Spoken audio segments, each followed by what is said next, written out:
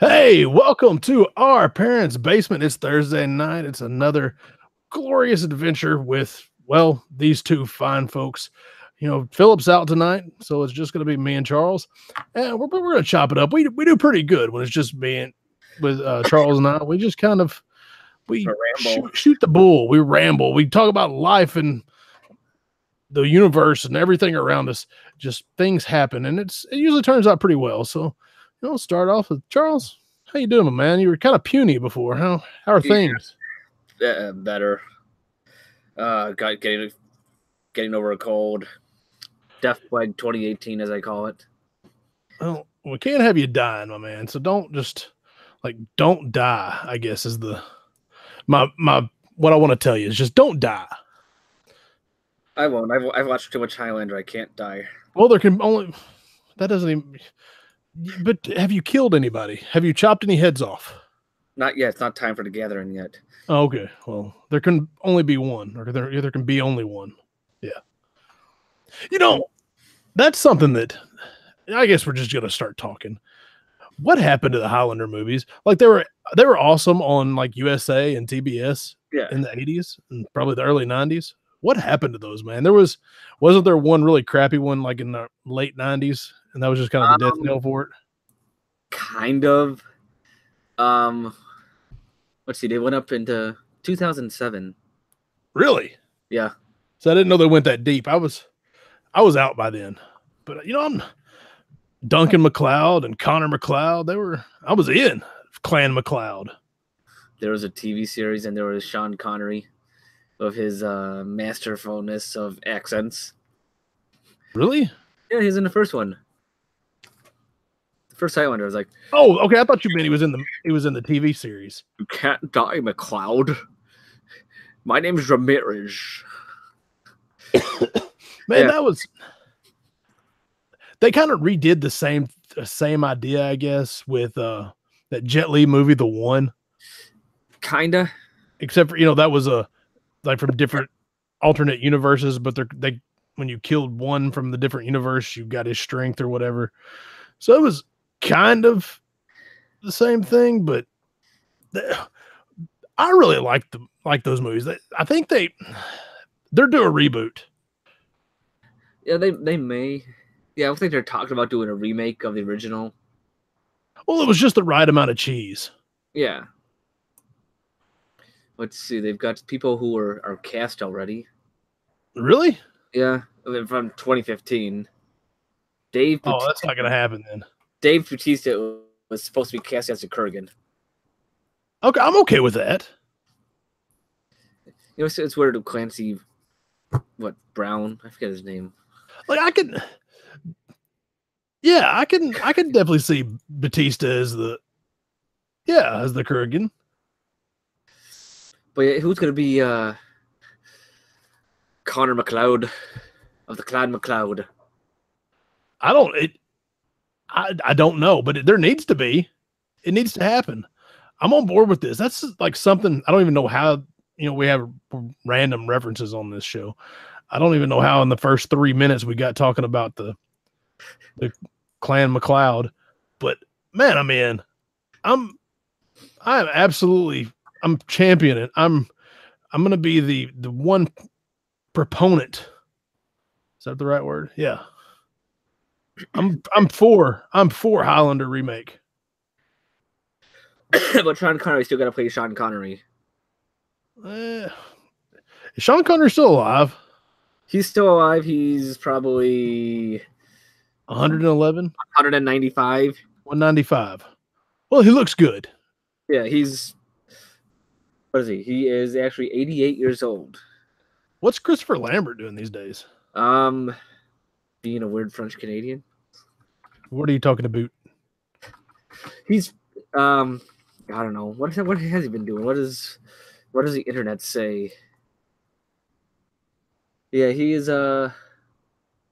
it's weird, like apparently in Highlander they had to overdub all his dialogue because his when they shot it his English still wasn't the strongest apparently. Huh. So yeah, I think his main language is French. Right. He's a French Canadian. Like, he speaks of a Scottish accent, but has a very strong French accent in there. Well, we're stupid Americans. We can't tell the difference. It's like he talks funny. He talks a bit funny.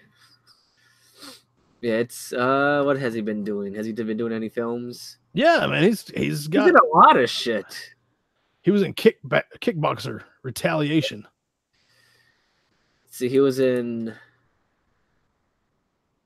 some weird movie about the Russian Holocaust. Of course, he was. Bel Oh, Canto is another probably French language movie. that guy. That silly Christopher Lambert. Look at that guy. But anyways, I really think they need to bring that one back. That was a cool. Of course, being a teenage boy, I guess when that was, well, I was probably wasn't a teenager when the first one came out. I was a pup. I was 5, but Yeah. by the time I saw it, I was probably a young teenager.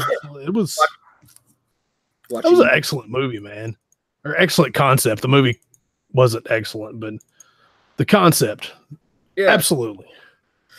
But like USA Network in the 80s or 90s is like the cool for us, And TBS, they were kind of the same thing. Yeah. Like TBS showed Beastmaster all the time. There's no other time and no other environment, no other atmosphere that movie would have been good except for my childhood. Yeah. Like Beastmaster came on, 3 times a month, 3 weekends out of the 4 a month on TBS. It's like seeing it like the 90s is just 90s cable is the best era for cable, I think. The high class television. I didn't even have cable for most of the 90s. Wow. Which is weird. We where I grew up, they didn't even offer cable. Like we had antenna TV and that was it. And you could only get 2 channels. We got ABC and we got PBS. That's it. That was it. And then if the wind was blowing just right and the clouds were, it was cloudy enough to hold the signal down, we could get like channel 3 and channel 5. So, and those were mostly at night. Like I got to watch Saturday Night Live most of the time. Okay. But yeah, it was, it's not that we grew up poor or anything because I wasn't. It was just we were in the boonies, man. There wasn't cable. And then like when satellite dishes like Dish Network and DirecTV, when they got their start in the early 2000s, I was gone. By the time my parents got any kind of TV, that would have been the mid 90s because we would got TV about the time that like wrestling got big in the late 90s. Okay. So I never got too much into wrestling. Really? Yeah. It's like everybody my age, or all my friends anyhow, and even like the people I hang out with now in the late 90s, they were into pro wrestling. They were into WCW and the NWO and DX and WWF. I watched it every now and then, but I'm like, eh. I did when I was a kid, like when I was like Hulk Hogan era kid, Ultimate Warrior, Big Boss Man, the WWF superstars of the early 90s and late 80s. I was in, man. I was that kid that swore it was real, that was freaked out by the bad guys. Like the Undertaker freaked me out when I was a kid. Just now if you want to go down this path, I can really talk some old school wrestling because I loved it. I had a cousin, or I guess I still have a cousin, but when we were kids, he got like the magazine. He got, the WWF magazine. We were watching. We talked about it all the time. That was our jam, man. It's like an infamous thing in wrestling history, I guess.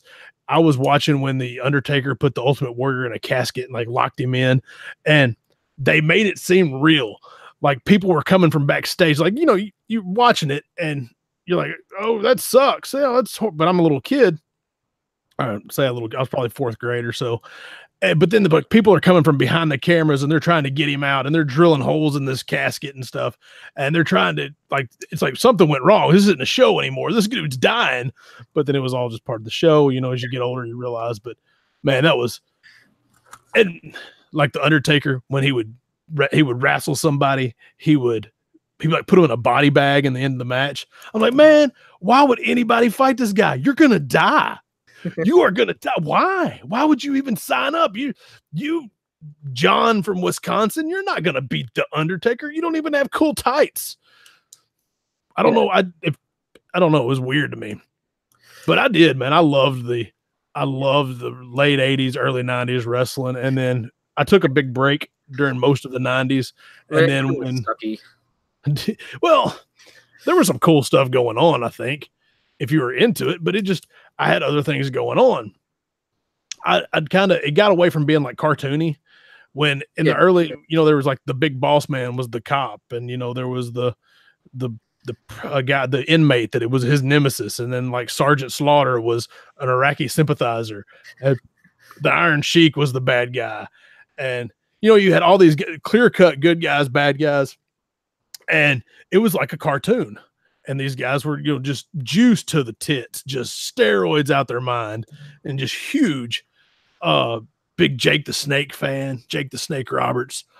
I loved this stuff. And but then after that cartoon era, when they were saying our prayers and eating our vitamins, just like good Hulkamaniacs, we trailed off. We didn't really, I don't know, Bret Hart was, and like Yokozuna, and like Shawn Michaels would have been around. Razor Ramon showed up about that time. I'm thinking about like the 90s, like the Super Nintendo wrestling games. Who I was like Doink the Clown. It was all kinds of just weird stuff. So, I mean, I kind of watched it, but that was also the time that I didn't have cable. So I didn't really get to follow it. And it quit coming on, I think it came on NBC on Saturday mornings.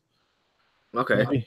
But anyways, I loved it back in the day. And then when I got in high school, they were doing like Hulk Hogan was a bad guy, and like the NWO was coming around, and these guys were like, F the man, we're going to stick it to the man, and we're spray painting people's backs, and Sting was jumping out of the rafters dressed like the Crow. And man, what a time to like watch something stupid. Like it was it was ignorant, but I loved it. I try, and every now and then I try to, of course that's been 20 years ago. I try to recapture the past. I'll flip. This is like a confession, because I'm like a closet.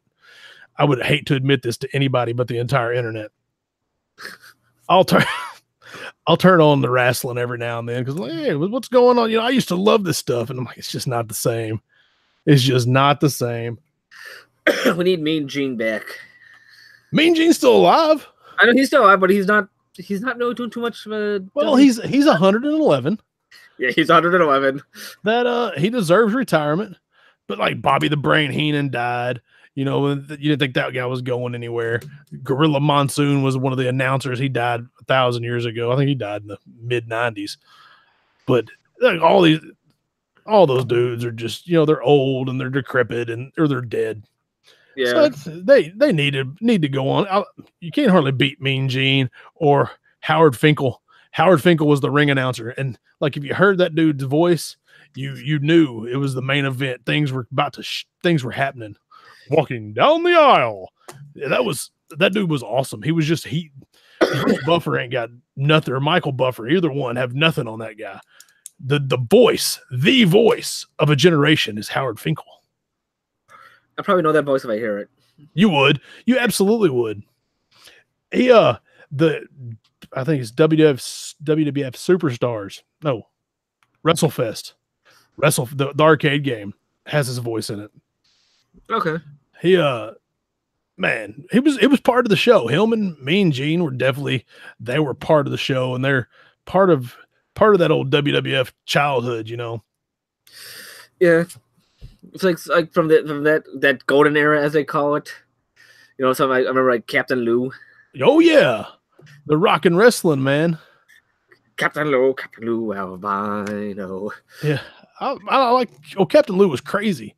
He just looked crazy. He had rubber bands through his face. He was weird. Yeah.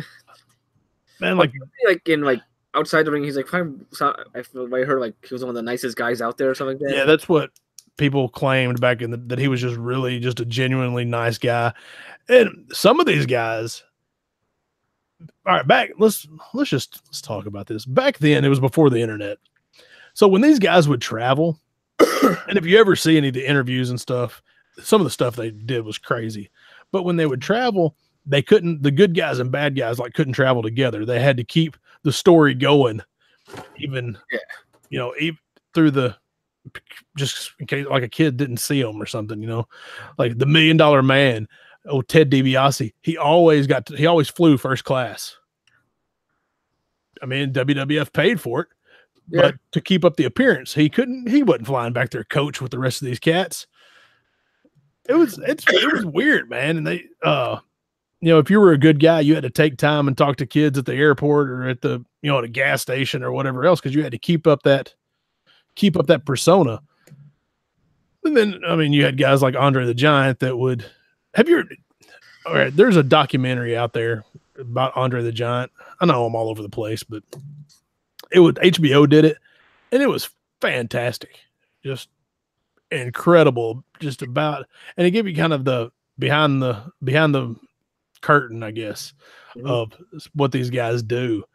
It's pretty interesting. Like Andre the Giant was he enjoyed the wine. Yeah. And he was a giant man, and he drank like 800 beers in one sitting. I mean, that's an exaggeration, but there's some ridiculous number. I want to say it's like 162. He drank like 3 or 4 cases, something like that. No, it's more. It's a ridiculous number. It's not 3 or 4 cases. It's like 3 or 4 truckloads. Yeah, it's like he drank an entire barrel of beer. It's just out there. But that was a really cool documentary. Then they did ESPN did they do those 30 for 30s. They did one on Ric Flair, which is another professional wrestler. And it's just the stuff that these dudes, like the behind the scenes stories, is just unreal. Just the life that they lived, Yeah. Let's see. Let's look up Andre the Giant beer. Yeah, it's see, like these little things I've heard about Andre the Giant. He's like, he either liked you or he didn't like you. Yeah, that was like some of the things we talked about. Like he ran shit. Like if old Vince or whatever, whoever ran the WWF at the time was the boss, but after that it was Andre. It was 156 beers. 156 beers in one sitting. That's unreal. That's more than my body weight. He could drink 2 liters of vodka before he felt warm. That's what that dude was. He was just an animal, just a really good guy. But he also had that I guess pain of being a giant. You know what I mean? Yeah. Like he couldn't he went to Japan and couldn't use the toilet, because he would break it. So he had to deuce in the bathtub, the downside to being, of course, then again, everybody loved him because he stood out everywhere. Yeah. And I remember hearing the thing about on The Princess Bride, how he helped everyone out on there. And, what the little guy who played Vizzini, the guy was so scared of heights. Like, Andre's like, I got you, my friend. Well, he called everyone boss, apparently. I got boss. Andre the Giant. 7'4". No. 7'4", 550 pounds. He was 12 years old. He was 6'3". That's unreal. Yeah. The 8th wonder of the world, Andre the Giant. So, yeah, back in the day, man, I love that stuff, and I really wish it was good again. I wish wrestling was good, even though I would have to hide. I'd probably hide from my wife and watch it.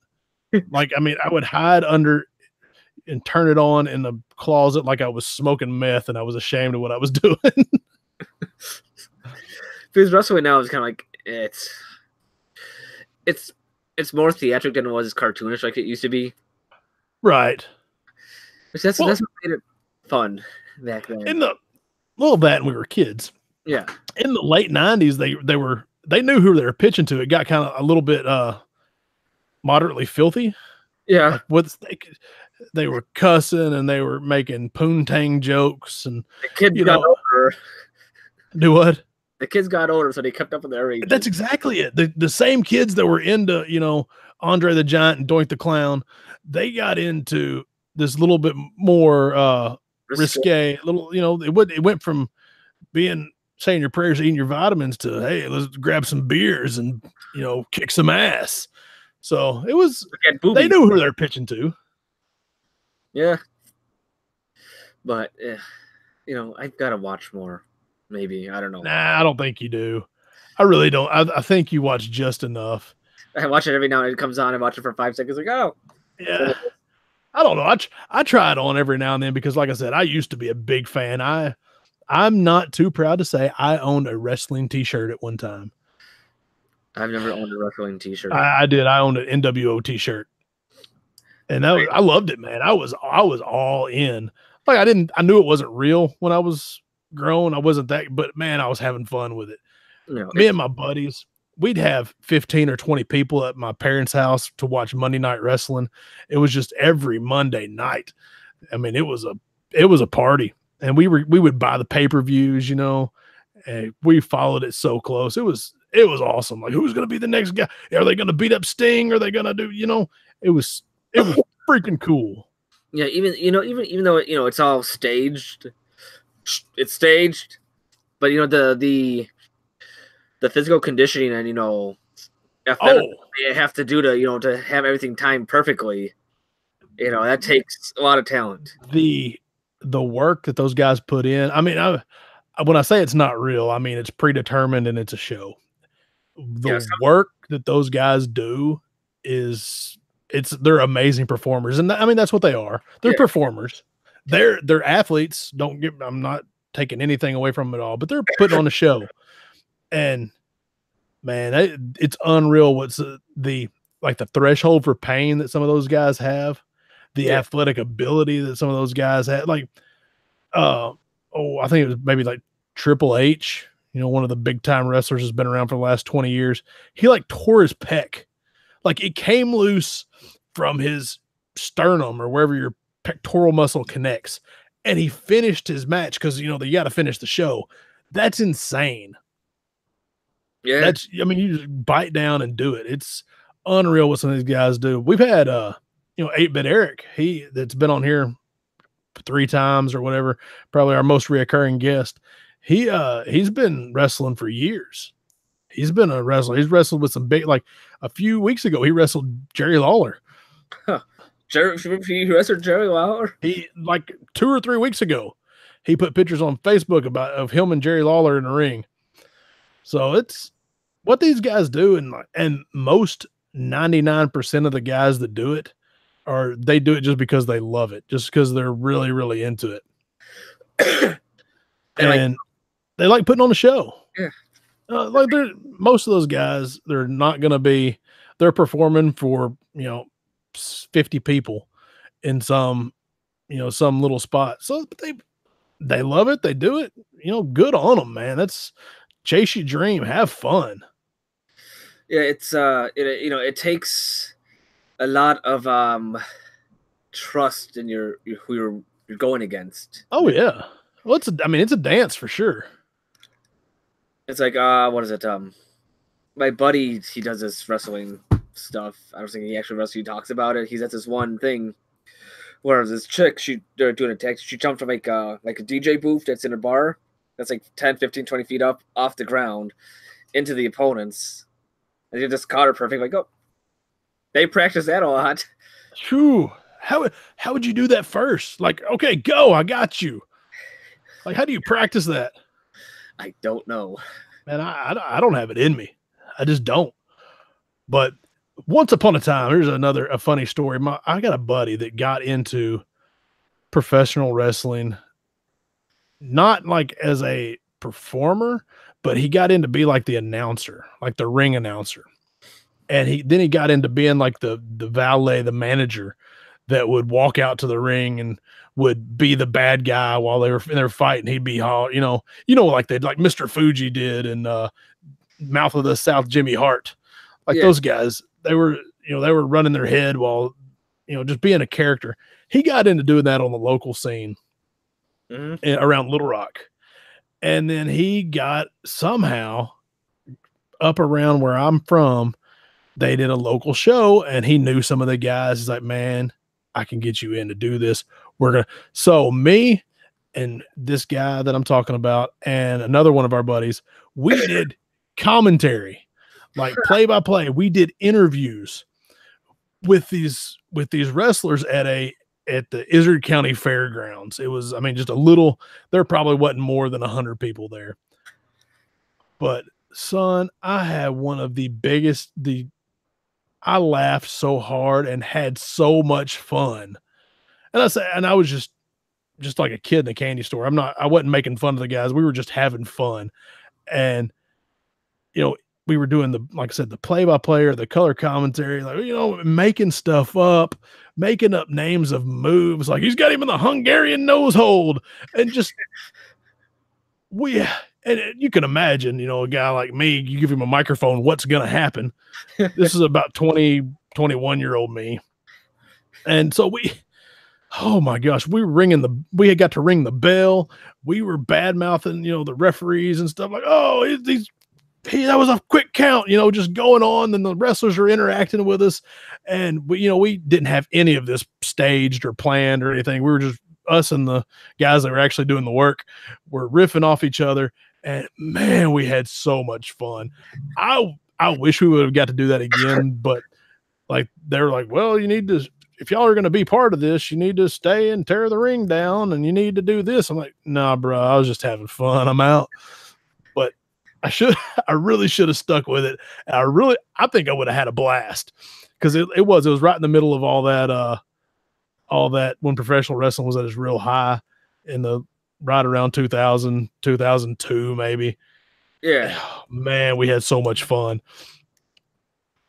There was one guy and he was the Casino Kid was his name. And he was by no means a kid. He was actually, I saw the dude, not too long. He was the manager at the Popeyes here in town for a while. You said you were no kid, weren't you? Yeah, well, he wasn't. Yeah. So we were saying stuff about, like, he was the good guy, and the bad guy was like the mad chef or something like that. He hit a dude with a like a baking sheet, and it was that silly cartoony type wrestling. Man, he hit him with the Vegas plex. He just hit him with a big suplex, and we were naming moves and stuff just right off the cuff. Oh man, we had such a good time. If you get a cheap baking sheet, if you hit someone with that, it's not gonna hurt. No, but it makes a huge noise. Yes, it makes a big, loud noise, and it bends real easy. So I mean, it was like a dollar store baking sheet, and he wrapped it around a dude's head, and like and you have these people in these crowds that don't realize that it's just a show, and they're really mad. There was an old lady in the front row she was giving them the what's for, because he hit that dude with a baking sheet and couldn't understand how the ref didn't hear it, because it was when the ref had his back turned, he clocked the dude with a baking sheet. She's like, I could have made cookies for my grandchildren with that baking sheet. Oh, no, it wasn't that nice. I think she called him everything but a gentleman. That's an old Arkansas lady there. Yeah. Oh yeah. Is that a typical Arkansas grandma? I wouldn't say typical by any stretch of the imagination. It wouldn't be typical, but they do exist. That was really fun, man. I wish that we had taken that a little bit, maybe not more serious, because we had a blast, but we would have stuck with it, because the three of us played off each. Of course, we're buddies, and we may or may not have. No, I think at the time we were perfectly stone cold sober, but we had a good time. That's all you really need to have a good time at that stuff sometimes. Oh man, I don't even know. My buddy Sean, that was the one that got us ramrodded into this. He was kind of notorious for getting me into things like that. Like if I hung out with him, one time I got sworn in. He went to court to defend a traffic ticket, and next thing I know, I'm sworn in as a witness. Just things like that just broke out with with me and him. It was I announced a, you know, untelevised, whatever wrestling show. Just silly stuff like that would happen pretty regular. Sounds like I never had really friends like that. We almost opened a newspaper one time. Really? Yeah, we almost opened a new. I don't even know how that happened. I don't know why that happened, but we were selling ads and stuff to it, and like we generated money, and we ended up giving those people all their money back because we didn't have anybody to write articles. Huh. What was this, like a local newspaper? Yeah, just a local. Yeah, it's not like it wasn't the Chicago Tribune. It was a local newspaper, but we got the idea. I don't even know how we got the idea and why we thought we could pull it off. But we sold the idea to several people. We had ad revenue generated and we were going to make money. And we had like 2 people to write articles that thought it was a good idea, but then we couldn't get a whole. It was like I was going to have to write. I'm like, man, I don't know anything about writing an article. I don't know anything about typeset. I don't know anything about printing. But we had somebody set up to print it. Oh, wow. Yeah. Oh, yeah. It was. I don't even know how that happened. I don't know why that happened, and I haven't thought about that in 15 years. But we almost opened a newspaper. Who knows? I'm glad we got out of that because that was pretty much a dead media. But still, here I am. I'm in college. I'm like 20 years old. Is when I went to a junior college before I went to the university.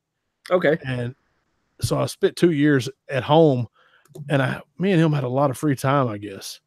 And here we are, and we're in college, and we got the harebrained idea to start a newspaper.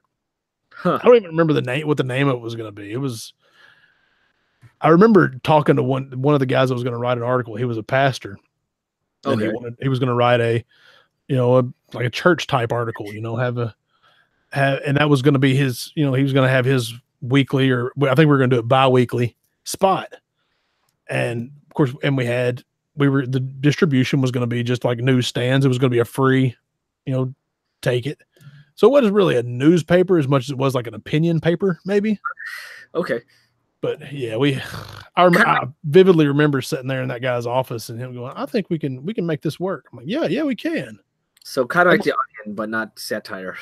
Yeah. Well, no, it wasn't satire at all. It was like community events, and we just had this, there was a niche for it. And like a few businesses thought it was a good idea. And then you had to kind of eat crow. And I'm like, man, I'm sorry. Here's your money back. It didn't happen. Like, well, I'm sorry to hear that. And nobody was really mad at us.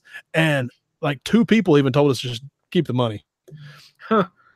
So yeah, man, we probably made $100 each by the time we got done with it. And there's no telling how much time we put into it. But yeah, I almost started a newspaper one time. Jenny kind of wants to start a newspaper. Well, it's probably not the best time to do that, considering nobody reads newspapers. Yeah, it's like more community newspapers. There's be a lot around Chicago. There would be a lot of people, but then I don't know if you really wanted to do something like that. Obviously, like the blog is the way to go, I would think, because there's no overhead. You just could blog about it and. You can, if you can get a few people to read it, you can get people to, I don't know. There's no overhead if you put it on the internet. Plus, more people are more apt to listen to it or watch it or look at it. Yeah. But there's so much stuff on the internet too. Yeah, people find it on the internet easily. That's the crux, I guess. Is people. You gotta fight the Google Analytics. Well, I mean, just like when we were starting off, our first episodes, we had like 20 people listen. Yeah. Now we have like 22. 27.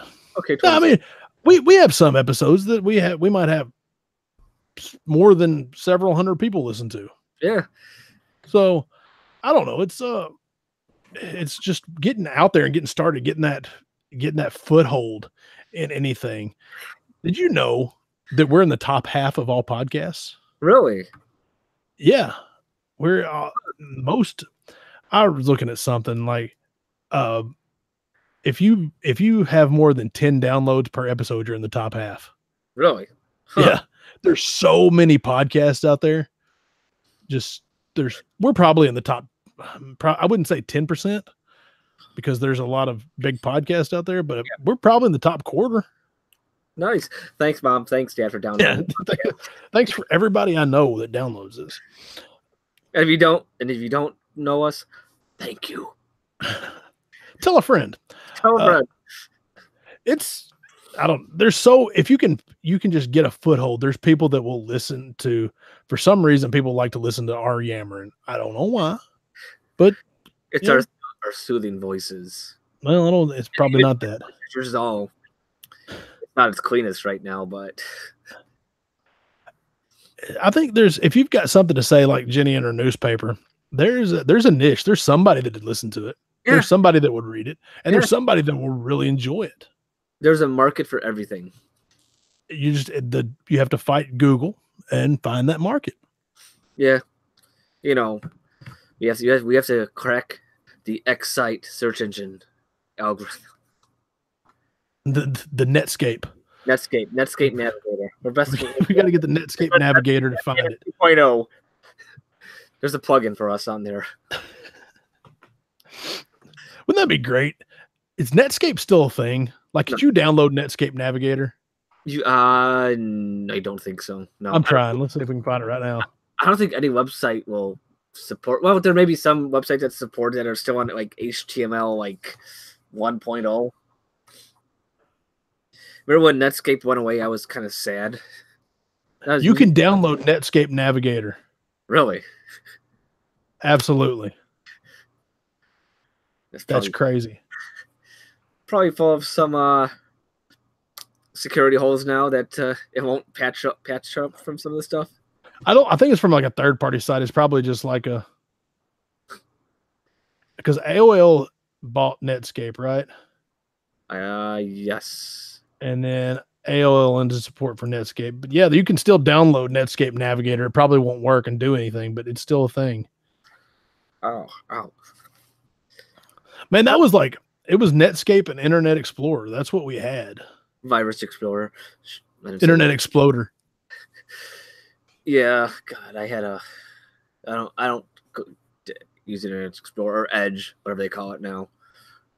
I think I'm Chrome. That's what I'm using right now. Yeah, I use Chrome or Firefox for some things. But yeah, Chrome is very stripped down and it's only the parts that you use. So I do like it. I use it. It's faster, seems like.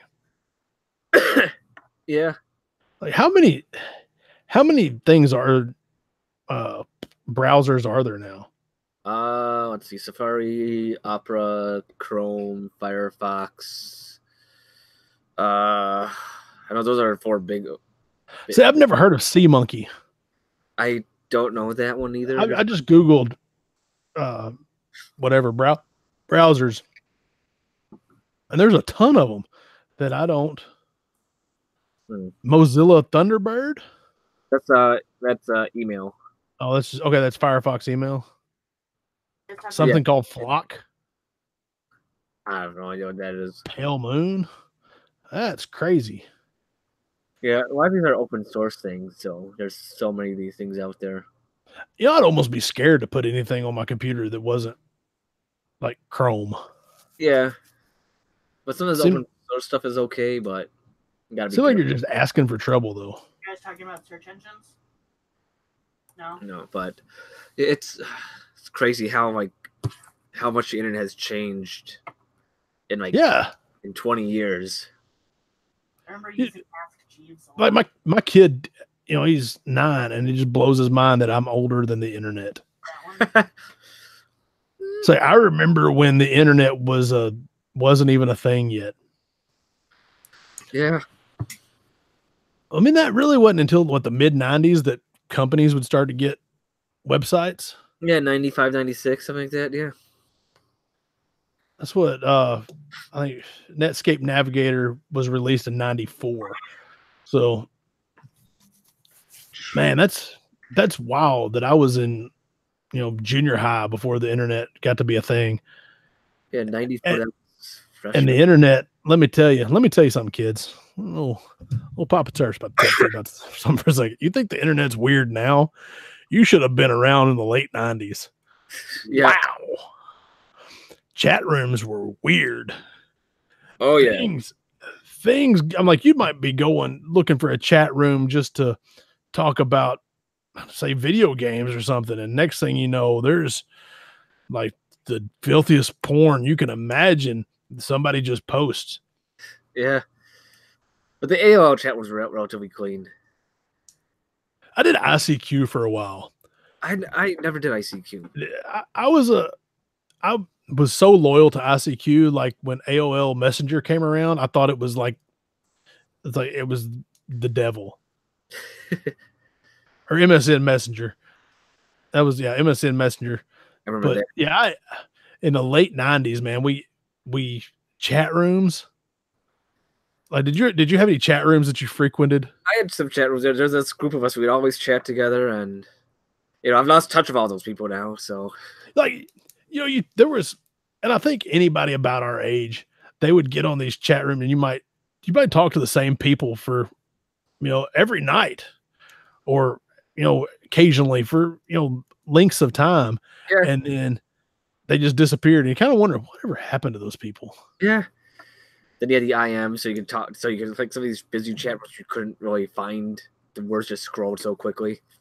Oh yeah, there was, man, I can't even remember what it was when I was on terrestrial radio, when radio was a thing. There was one, I can't even remember what it was, that they advertised like, hey, it's where the cool people chat. I'm like, hey, I'll go check that out. And so I got on there. That was my internet noise.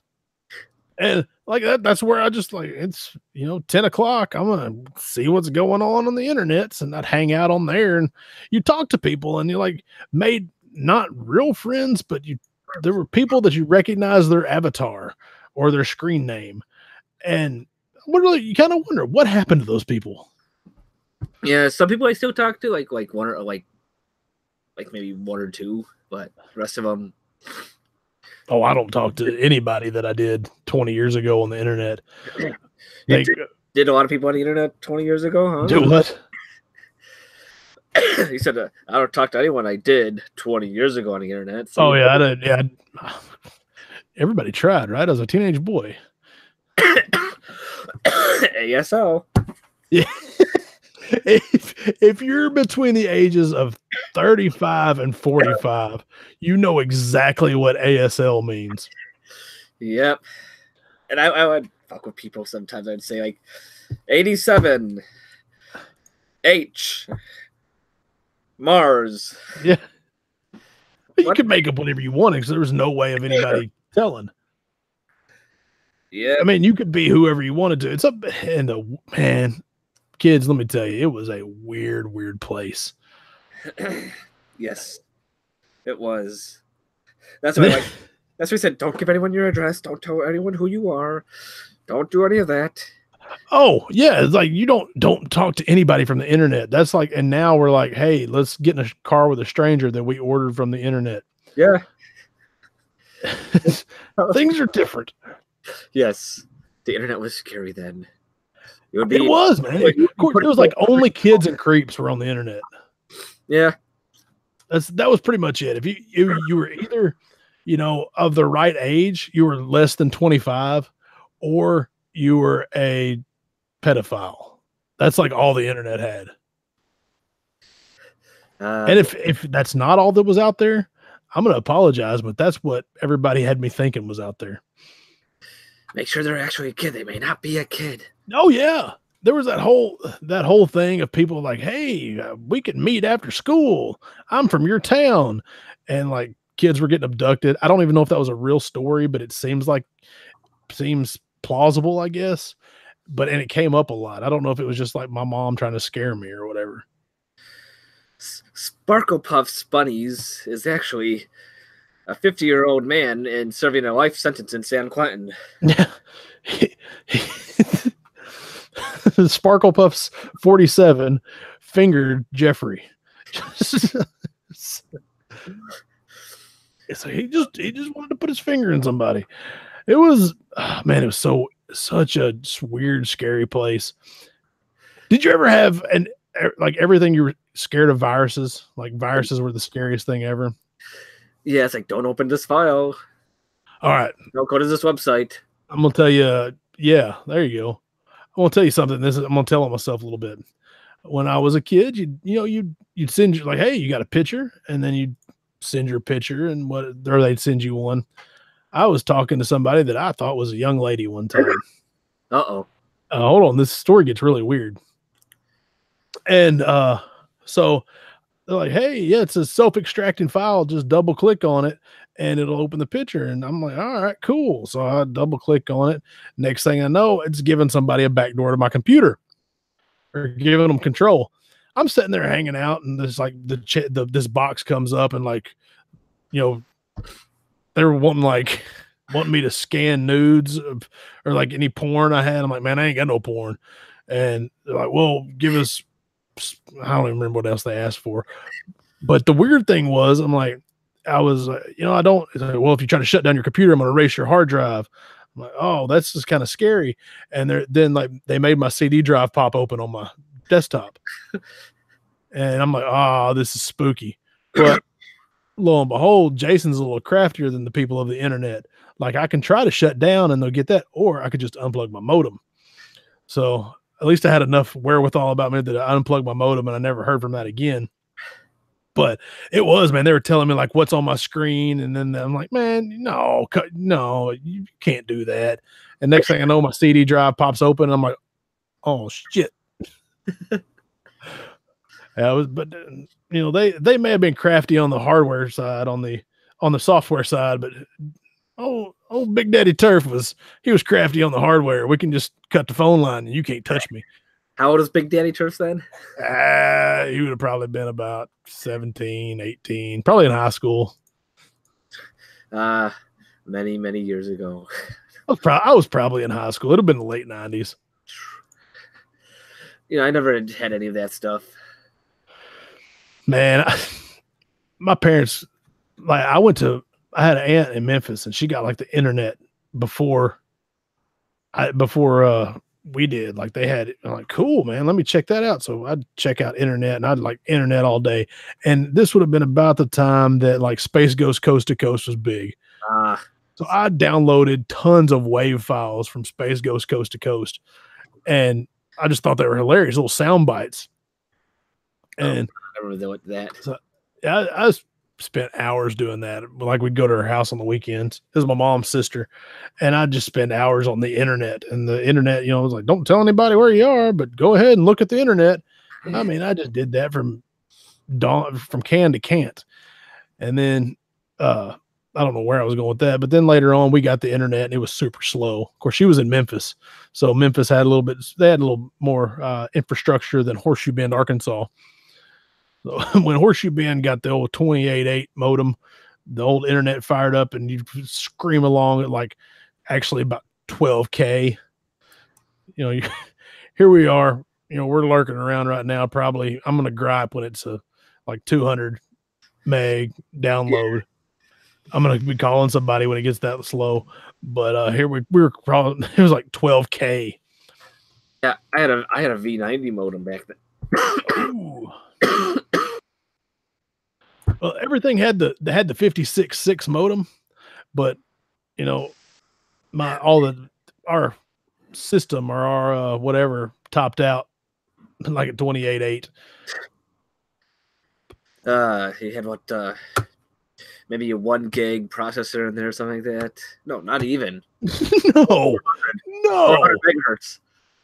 No, man. It would have been half that. Yeah, I remember when I got my first. This computer had like 4 megs of RAM. That was something. Intel Pentium 3, the dark ages of the internet. I wonder if like any of those computers would even turn on now. Don't turn Like, it I'd like to see what I had on my computer. I remember when I would turn, I had special, like the startup sounds were songs. Like I would change that and like it would play like entrance music every time I turned on my computer. I'm like, yeah, I'm ready. But Ah, Yeah, I had this Led Zeppelin startup music. We were playing like Kashmir. there you go. You're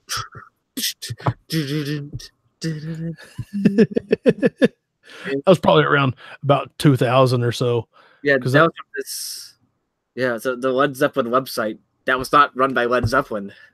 oh, nothing was, well, Led Zeppelin didn't even know what a website was. And everything was like the Wild West. And Yeah. like you could download. You remember when you discovered ROMs? Oh God, yeah. I was in college when I discovered that. Like we had an engineering lab and they had when I went to Arkansas State, somebody had put like all these ROMs on a computer in our engineering lab. So like we're playing Punch Out with a keyboard. Like, this is the coolest thing ever. So then you have to download all of them because who knows, you might want to play them. Yeah. But did you see the other day where Nintendo sued this dude for $12 million and won? I did not see that. These people that ran, what was it? Let me look. Anyways, it was a website that hosted ROMs. I'm drawing a blank right now. What the name of the website was is a couple in Arizona, I think. And it was loveroms.com. Nintendo sued them for $12 million. They had to pay, it had 17 million visitors monthly. They were saying that they made money off the site. They pay for every Nintendo had to pay, or they had to pay Nintendo $150,000 for each pirated game and $2 million for infringement of each Nintendo trademark. And it added up to $12 million. And these guys are actually making money on that site. They were making money on the site. They weren't really making that kind of money. But that's where the thing. If you start making money on that stuff, Nintendo's like, oh, you're making money on this. Well, this is like Emu Paradise shut down not too long ago because they got scared because Nintendo went after these people. They're still out there. You can still find these ROMs. Yeah. But man, I'm glad I got mine when I did. Yeah, I've got some ROMs somewhere. I don't know where they are. I've got a whole bunch of them, and I wish I had more Famicom ROMs. Yeah, well, because I didn't know what to get, But I'm glad I got it because they're getting kind of harder to find since Nintendo went after this. I can't believe they not only sued these people, but they actually pursued it after they're like, no, we'll take the website down. Don't take our money. But they're like, no, bro, you did this. You might have drew a little attention to yourself. We're going to ruin your life. Yeah. I don't know. That just seemed a little excessive. And it seemed like I kind of get it. Like legally the judge has to go, yeah, and he probably doesn't even know what a ROM is. He's like, oh, they're just pirating stuff. What's a ROM? And who cares that people have been doing this since the the late 90s. Yeah. Man, they 12 million bones over that. I would heaven forbid that I'd delete them, but I'd get scared back, the late 90s, early aughts. I'm like, oh, I'm going to go to jail now. Oh, man, I was a fearless pirate. I mean, I should have got a peg leg, a patch eye, and a parrot. I mean, I would pirate. And then about 2005, I got a decent computer and a good internet connection. I was like, here we go, boy. We started pirating full games, like new releases and stuff for PC. I didn't give an F, man. And people said, hey, Jason, do you give an F? I'd be like, go fish. So do you have any Fs? Nah, bro, go fish. So I did, man. Movies and music I'll take that back. Movies I didn't because I didn't know how. But music, Napster. Holy cow. I was there for Napster with my 20 or 28.8 modem. I was there on LimeWire. I was on Morpheus. I was on the Pirate Bay. I was a pirate, son. If it was out there on the internet, I was going to take it whether I wanted it or not. I was downloading like Backstreet Boy albums because I didn't even like them. Man, I downloaded Roy Clark, which, he died today. So rest in peace, Roy Clark. But I didn't care about Roy Clark, but it was there and I wanted it just in case. And all the porn you could download off LimeWire, the videos. I honestly didn't download any porn off of LimeWire. I had a buddy that did, and he thought he was downloading one thing, and it was actually turned into be like this Great Dane humping this chick. I'm like, dude, what? He's like, oh, that's not what I thought that was. I'm like, well, you should delete that because that's gross. Watch it be on a floppy disk somewhere in his house. Oh, it's somewhere. I still have it. Like, if you found like all of our old computers, there's no telling what's on there. Yeah. That's why you download it remotely. He downloaded it at the library and put it on a thumb drive. Yep. Never did it. That's one of those deals like when you figured out that whitehouse.com was not the White House. That was one of the first things. Like, we went to the school, took us to the library, and they're like, hey, all right, get on here and you can find things about the government. That's what I want you to do. Find your congressman. So, this is junior high Jason, like, oh, okay, whitehouse.com, because everything ends in .com. That was pornography. I don't know if it still is, but whitehouse.com in the 90s was pornography. Yes. So, yeah, I'd learned that one real quick and shut that down real fast because we were panicking. What whitehouse.com is, whitehouse.gov is that. Yeah, whitehouse.gov is the government website. That's where you can get a hold of, the POTUS. But whitehouse.com was pornography. It is not anymore. Really? No. Like, that kind of makes me sad in some weird way. It's just looks like a placeholder. Oh, that's a shame. About whitehouse.com is owned and operated by White House Network LLC, which provides software and hardware products. So the software. I want to say that they probably let the website lapse or something. And some squatter got a hold of it. You talk about your speed test. I just did my speed test. I'm at 555 megs download, 542 up. Man, that's you see, we've come a long way since the 28.8 days. Yeah. I remember when I got DSL, I'm like, oh wow, look at that. Oh, when I first experienced cable, I was like, man, goes like you can't even click on it this fast and it's already up. Yeah, I remember downloading on DSL MP3s from Napster. Still took about 30 minutes. Oh man, my old dial-up internet connection, you just have to turn it on at night and let it run and hopefully it doesn't kick off. Well, we had our telephone company had a thing. I think Mom even paid extra for it. When somebody would call, they wouldn't get a busy signal. It would kick you off the internet. Because we only had one phone line. We weren't bougie and had two phone lines like some people did, but it would kick you off the internet and then make then let your phone ring. So you could let things, but if somebody called while you're in the middle of it, you lost it. God, I remember those days. Yeah, I downloaded my fair share of Napster songs. Like Metallica could probably be mad at me. Lars, you killed Napster. It was all right. Napster. I as an adult, kind of got mixed feelings about it. I'm like, yes, we were stealing, but it was awesome. So, yeah. It's just already. Man, it is that time. We need to put a bow on this thing. Got anything you want to add? Any you want to tell the folks where they can find us, or Well, you could download us wherever podcasts are available, pretty much. Apple, iTunes, Google Play, Stitcher, SoundCloud, Spotify. iHeartRadio, Spotify. Yeah, put us on your Spotify playlist. That'll be fun. Put us on your playlist. Listen to us across the country. This is what, 120? Yeah, 120 hours of this jewel. Yes. So just download us, take us with you wherever you want to go.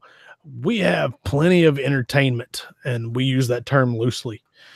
So, and if you want to interact with us, hit us up on Twitter at OPB Podcast, Facebook.com/OPB Podcast, Instagram at OPB Podcast.